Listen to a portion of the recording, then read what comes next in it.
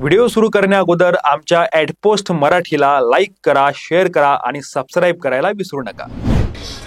मला श्रीमंत मानेंना असा प्रश्न विचारायचा आहे की या सगळ्या आपण आता ऐकलं कृत्रिम बुद्धिमत्तेचा वापर करावा न करावा होतोय, त्याला कोणी काही करू शकत नाही, आडकाठी करू शकत नाही.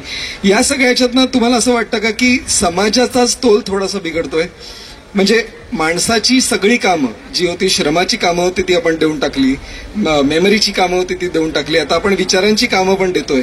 तर अशा परिस्थितीमध्ये, आणि हे का होतंय सगळं, तर औद्योगिक फायद्यासाठी होत आहे का? इलॉन मस्क एकेकाळी असं म्हणाला होता की कोणत्याही तंत्रज्ञानाची अशीच आपली प्रगती होत नाही, त्याच्या मागे अनेकांचा सहभाग असायला लागतो. तो सहभाग का असतो? कारण कुणाचा तरी फायदा आहे, कोणत्या तरी कंपनीचा फायदा आहे म्हणून हे केलं जात आहे. तर हे आपल्यावर लादलेली जी प्रगती आहे ना, त्याच्याबद्दल मला वाटतं तुम्ही थोडंसं बोला की आपला समाज हे सहन करू शकणार आहे का? आपण त्यातनं वाट कशी काढणार आहोत? एकतर सगळ्यांचे चेहरे खूप गंभीर झालेत, इतक्या गंभीरतेची गरज नाहीये. सृजन, क्रिएटिव्हिटी वगैरे याला तर चॅलेंज अजिबातच नाहीये, आणि किंबहुना ह्युमॅनिटीला आणि एकूण माणसांच्या अस्तित्वाला पण काही खूप मोठं काही अशा पद्धतीचं चॅलेंज नाहीये. अल्बेट काही त्याला कंडिशन्स आहेत. एक तर या तंत्रज्ञानाची आत्ता आपल्याला जस्ट ओळख होते आहे, ते नेमकं काय आहे हेच बहुतेकांना माहीत नाही आहे. त्याचा वापर कसा होणार आहे, कुठं होणार आहे, याच्या संदर्भातले ज्या मगाशी सम्राटने ज्याचा उल्लेख केला की हे एक या पद्धतीची संदिग्ध अशा स्वरूपाची स्थिती आहे. आणि तिसरं त्याचं भविष्य काय असेल याच्या संदर्भात पण काही क्लॅरिटी नाही आहे, कारण मुळात आत्ताचंच वर्तमानच क्लिअर नसल्यामुळं. एक नक्की आहे की हे ह्युमन हिस्ट्रीमधलं, माणसांच्या इतिहासामधलं चिंता करावी, विचार करावा इतकं मोठं डिस्ट्रप्शन आहे. कारण आतापर्यंत जे जे डिस्ट्रप्शन झाले ते म्हणजे अगदी कम्प्युटरपासून बाकी सगळ्यांचे, ते त्याचे फायदे तोटे वगैरे सगळ्या गोष्टी होत्याच. हे पहिल्यांदा माणसाच्या मेंदूला चॅलेंज करणारं डिस्ट्रप्शन आहे, आणि त्यामुळे ते विचार करण्यासाठी, चिंता करण्यासाठी अशी स्थिती आहे. अर्थात माणसाने निर्माण केलेले कुठलीही यंत्र, कुठल्याही व्यवस्था आणि कुठल्याही या पद्धतीच्या तंत्रज्ञान जे आहे ते अद्याप माणसाच्या मेंदूला चॅलेंज करण्या इतकं प्रभावी नाही आहे. कारण माणसाच्या मेंदूचाच अजून पुरेपूर वापर होत नाहीये. हे चुकीचं आहे की ते 6 किंवा 8% वगैरे होतं, त्याच्यात तसं नाही आहे. त्याच्यापेक्षा खूप सायंटिफिकली सांगायचं असेल तर ते त्याच्या खूप आपण पुढे गेलेलो आहोत. मी तुम्हाला एक उदाहरण देतो फक्त. मगाशी आम्ही बसलो होतो त्यावेळेला न्यूरालिंकचा उल्लेख झाला होता. न्यूरालिंकवरती पहिल्यांदा ज्यावेळेला मी लिहिलं त्यावेळेला खूप विचारणा झाली की असं कसं होतंय, डायरेक्ट माणसाच्या मेंदूतल्या विशिष्ट भागाला तुम्ही त्याच्यावरती प्रयोग करताय. एक असं नाण्यांच्या सारखं एक छोटं उपकरण आहे की ज्याच्या एकदम अत्यंत सूक्ष्म अशा थ्रेड्स त्या तुमच्या विशिष्ट भागामध्ये मेंदूच्या टाकल्या जात आहेत, आणि ते चांगल्या हेतूने टाकले जातात. म्हणजे क्वाड्रिपेज ज्याला आपण म्हणतो, चतुरांग घात ज्याला म्हणतो आपण, अशा पद्धतीच्या एका असाध्य रोगासाठी, दुर्धर रोगासाठी उपचार करण्यासाठी म्हणून. आणि काही नाही, त्या थ्रेड टाकल्यानंतर ते थोडंसं ऍक्टिव्ह होतं, तो तिथला पार्ट जो आहे, आणि तुमचा जो पक्षाघात जो आहे किंवा शरीराचे वेगवेगळे घात जे आहेत ते दूर होतात.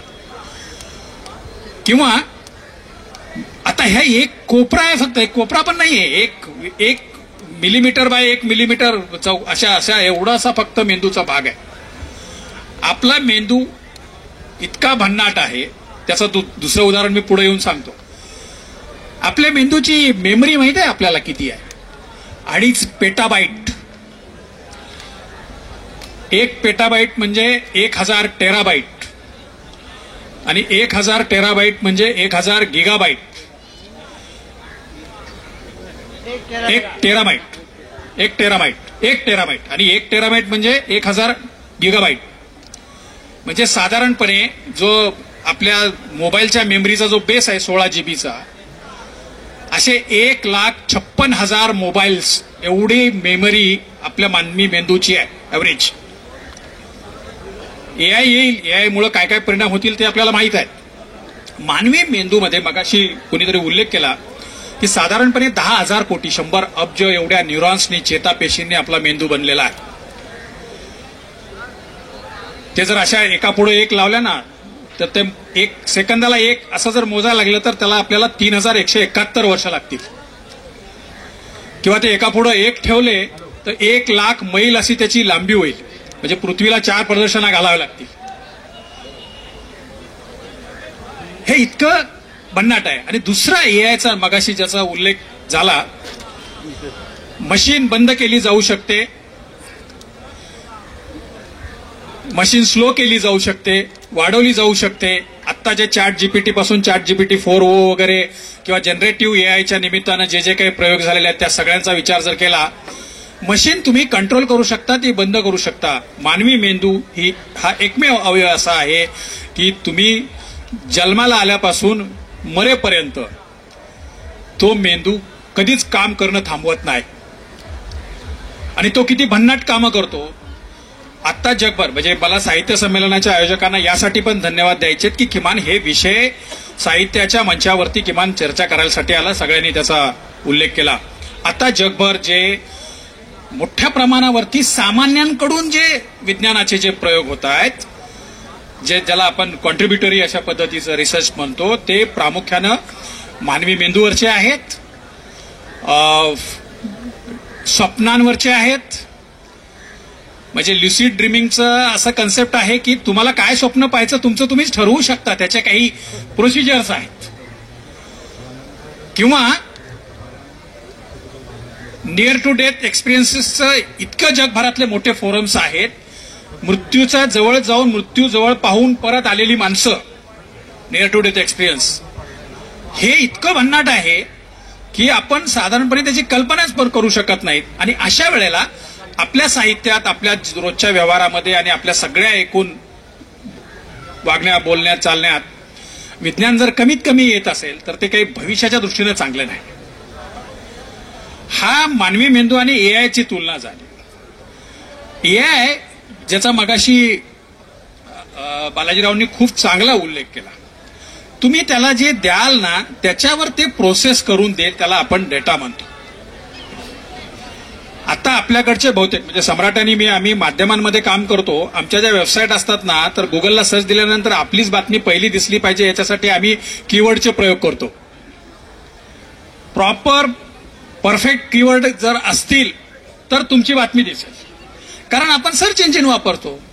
सर्च इंजिनमध्ये तुम्ही जे मागितलंय ते त्या सर्च इंजिन जे आहे ते सगळं शोधून घेतं आणि तुम्हाला ते समोर देतं.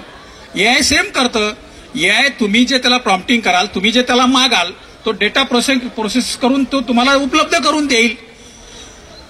आता याचा आणि सृजनशीलतेचा काहीच संबंध नाही.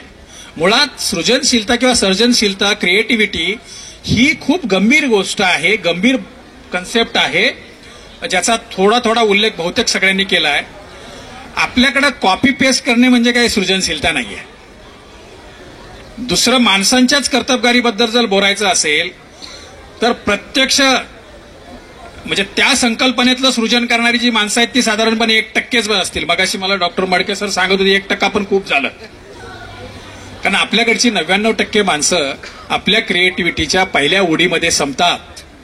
जी माणसं वारंवार उड्या घेऊ शकतात, जी माणसं वारंवार उड्या घेण्याचं बुद्धिमत्ता, कौशल्य आणि क्षमता ठेवतात, ती माणसं त्यांना आपण असाधारण म्हणतो. ते थोडेसे क्रिएटिव्ह आहेत. जिनियस तर आणखी त्याच्या पलीकडे आहे.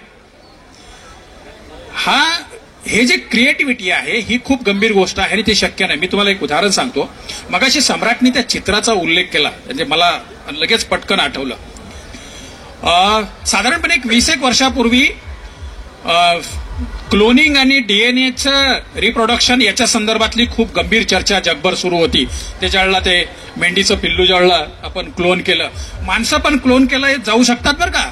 आता त्याच्यावर बंदी आहे म्हणून, म्हणजे त्याला रोखलंय. नाहीतर एखादा मोठा हुकुमशहा एक 15-20 लाखाची फौज कृत्रिमरित्या तयार करून ती उभी करू शकतो. आपण नैतिकतेच्या आधारावरती माणसांनी तो प्रयोग रोखलेला आहे.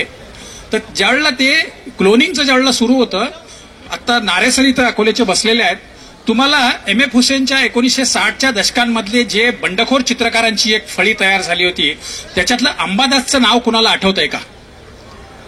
अंबादास खोब्रागडे नावाचे अकोल्याचे मोठे चित्रकार होते त्या बंडखोर चित्रकारांमध्ये.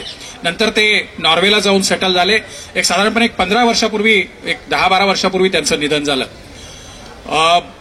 ते अंबादास एकदा अकोल्याला आले ना तेव्हा या क्लोनिंगच्या अनुषंगाने मी त्यांना विचारलं होतं. म्हणजे अशा माणसाला भेटायचंय, आपल्याला भाग्य लाभलं हे खूप होतं. मी त्यांना असं विचारलं की जर डीएनए क्लोन करून केले जाऊ शकतात, डीएनएचं रिप्रोडक्शन जर केलं जाऊ शकतं, तर लिओनार्दो दा विन्सीनी जे थंब इम्प्रेशननी जे चित्र तयार केली कलर्सनी, तर त्याच्यामध्ये जर लिओनार्दोचा जर डीएनए असेल त्या थम्ब्समध्ये, तर तो आपण रिप्रोड्यूस करू शकतो का आणि नवा लिओनार्दो आणू शकतो का? त्याच्यावर जे दिलेलं उत्तर आहे ना ते आपल्या सगळ्या चर्चेचं सार आहे. त्यांनी असं सांगितलं की फक्त डीएनएच्या आधारे लिओनार्दो तयार होत नाही. लिओनार्दो तयार होण्यासाठी जे अवतीभोवतीचं वातावरण आणि त्याचं जे नर्चरिंग असतं ते खूप महत्वाचं असतं आणि त्यामुळं केवळ डीएनएच्या आधारे आपण काही लिओनार्दो उभं करू शकत नाही. एआय हा या पद्धतीच्या कन्सेप्टचा थोडासा पार्ट आहे की हे असं होऊ शकतं का म्हणून विचार करायला लावणारं, ते करू शकणार नाहीये. मी विशेषतः फिल्म इंडस्ट्रीमध्ये एआयच्या वापरामुळे जे काय होईल, कारण त्याच्या अगोदर खूप टेक्नॉलॉजी, व्हीएफएक्स सारखी जी आपल्याकडे ती टेक्नॉलॉजी आहे, सोरानी केलं होतं ते ज्या दिवशी झालं ना त्या दिवशी म्हणजे ज्या दिवशी त्या संदर्भातला माझा मजकूर प्रकाशित झाला त्या दिवशी डॉक्टर जब्बार पटेल नागपूरमध्ये होते. आशुतोष शेवाळकरांच्या निमित्तानं त्या दिवशी रात्री आम्ही जेवायला सोबत होतो आणि आम्ही जवळपास 1-1.5 वाजेपर्यंत डॉक्टर जब्बार पटेल यांच्या सोबत एआयचा वापर कसा होईल फिल्म इंडस्ट्रीमध्ये, सोराचा सगळा प्रयोग जो होता त्याच्यावर, आणि त्यांनी ते दिलेलं उत्तर आहे, जे अंबादासने दिलेलं उत्तर आणि डॉक्टर जब्बार पटेल यांनी दिलेलं उत्तर, ते आपल्याला म्हणजे आपल्यासाठी दिशादर्शक आहे. त्यांनी सांगितलं की जे ऑलरेडी सर्च इंजिनवर आहे, आपल्या मायाजालात आहे, आपल्या सगळ्या सिस्टीममध्ये आहे, ते रिप्रोड्यूस करणं म्हणजे ते काही खूप अवघड नाही आहे. एखादा चांगला गायक त्याची रागदारी सादर करताना जो मध्येच एखादा, ज्याला आपण आता त्या टीव्हीच्या सिरियलच्या शो मध्ये इनोव्हेशन काय त्याला जागा घेणे नाही, ते जागा घेणे आहेच, पण त्याला इम्प्रोव्हाइज करणे असा जो शब्द वापरला जातो, तर तो जो गायक आहे, इम्प्रोव्हाइज करणे ज्याला म्हणतो, तर तो जो गायक आहे तो जी जागा घेईल, जसं बालाजीरावांनी दिलेली जी 2 उदाहरणं आहेत आणि त्याचा काय विपर्यास असू शकतो ते डॉक्टर खरात सरांनी सांगितलं की ती जी उदाहरणं आहेत ती उदाहरणं ही क्रिएटिव्हिटी आहे आणि ते एआय करू शकणार नाहीये. हा सगळ्यात महत्वाचा भाग आहे आणि मला असं वाटतं की आपण त्या बाबतीत अत्यंत, म्हणून मी सुरुवातीला सांगितलं की चेहरे खूप गंभीर झालेले आहेत. आपल्या मेंदूला चॅलेंज करणारी गोष्ट अजून तरी नाही आहे. अर्थात विज्ञान आणि तंत्रज्ञानातली प्रगती ही सतत प्रवाही आहे, ती सतत काही ना काही नवे चॅलेंजेस देत जाणार आहे. उद्या काय होईल आपण सांगू शकत नाही. जसं मी सांगितलं की क्लोन केलेली आर्मीच समजा जर उभी केली जाऊ शकत असेल तर उद्या काय होईल सांगू शकत नाही. पण आज आपल्या बुद्धिमत्तेला, आपल्या सृजनशीलतेला, आपल्यातल्या क्रिएटिव्हिटीला, आपल्यातला वेगळा विचार करणाऱ्या गोष्टीला आणि ह्या मेंदूची जी क्षमता आहे ती खूप मोठी आहे. झोपेत असताना सुद्धा मेंदू नुसता काम करत नाही. तुम्हाला आम्हाला सगळ्यांना त्याची उदाहरणं माहिती आहेत. म्हणजे रामानुजनांना सुद्धा त्यांचे अवघड गणितांचे जे क्लिष्ट जे समीकरणं होती ती झोपेत सुचलेली आहेत. मगाशी आईन्स्टाईनचा उल्लेख झाला, थिअरी ऑफ रिलेटिव्हिटीचा कन्सेप्टच मुळात त्यांना स्वप्नात सुचलेली आहे. तुम्हाला एक साधं उदाहरण सांगू, म्हणजे कापड शिवायला किंवा कातडं शिवायला, म्हणजे शरीराचं सुद्धा आणि कापडाचं सुद्धा, ते शिवायला जो सुईचा शोध लागला ना, स्वप्नात सुचलेली कल्पना आहे की सुई एका ह्याला यस डबल असावं, ते त्याच्यात भोक असावं, त्याच्यात धागा घातला जावा आणि ते सुवा जावं. इतक्या भन्नाट कल्पना फक्त मेंदूमध्येच होऊ शकतात, स्वप्नांमध्ये होऊ शकतात. जागेपणे होईल ते तर आहेच, झोपेत झालेले जे सृजन आहे ते अद्वितीय आहे, अलौकिक आहे आणि मला असं वाटतं की त्याचा जरा आनंद पण घेतला पाहिजे. असे चॅलेंजेस आल्यानंतर माणसांनी आपल्या बुद्धिमत्तेवर, आपल्या मेंदूवर विश्वास ठेवून कधी कधी आणखी म्हणजे आव्हानांनी आणखी चालत यावं, अशा पद्धतीची आवाहनं करत राहायला पाहिजे असं मला वाटतं. सर, तुम्ही सगळ्यांच्या चेहऱ्यावर हसू आणि उत्साह परत आणलात आपल्या याला पण स्टार्स आहेत ना, ते कसं वापरलं जाणार हे कंडिशन सप्लाय.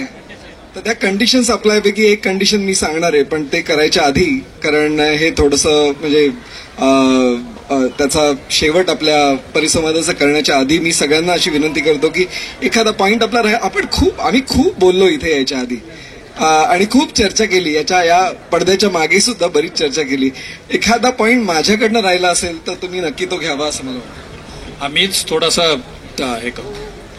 हे आता एआय कोण वापरणार आणि कसं वापरणार या संदर्भातल्या खूप गोष्टी क्लिअर करण्याची गरज आहे.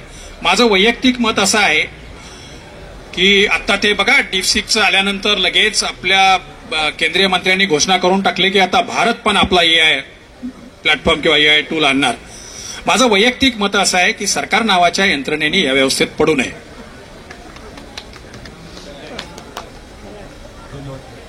अशा पद्धतीच्या विज्ञानाच्या प्रगतीसाठी, तंत्रज्ञानाच्या प्रगतीसाठी अनुकूल वातावरण, इकोसिस्टीम ही तयार करून देणे ही सरकारची बेसिक जबाबदारी आहे.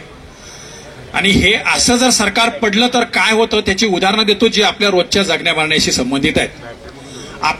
आपण सगळेजण इंटरनेटचा वापर सुरुवात जी झाली ती बीएसएनएलच्या रूपाने झाली. आता बीएसएनएलची काय स्थिती आहे तुम्हाला माहिती आहे.